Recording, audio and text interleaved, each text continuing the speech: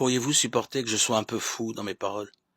Oui, vous allez le supporter à cause de mon amour jaloux, qui est l'amour même de Dieu pour vous.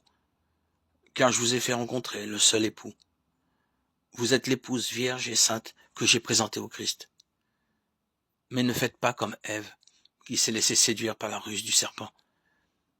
J'ai bien peur que, de la même façon, votre intelligence des choses ne se corrompt en perdant la simplicité qu'on doit avoir envers le Christ.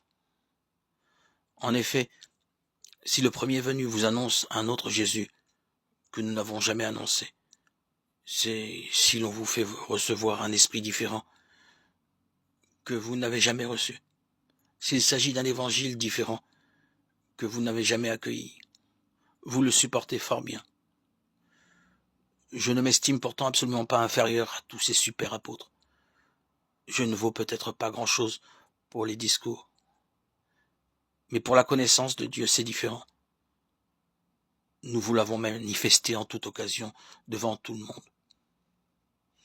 Est-ce que je dois me reprocher de m'être abaissé pour vous élever, de vous avoir annoncé l'évangile de Dieu gratuitement?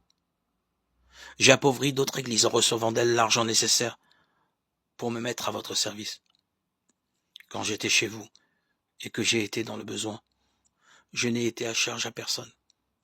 En effet, pour m'apporter ce dont j'avais besoin, des frères sont venus de Macédoine.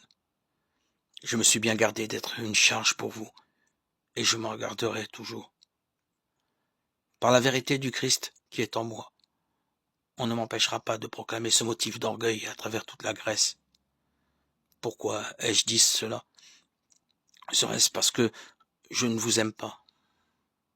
Mais si, et Dieu le sait.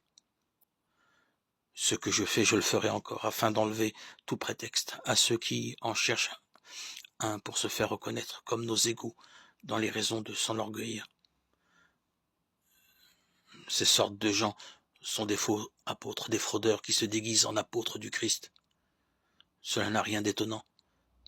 Satan lui-même se déguise en ange de lumière.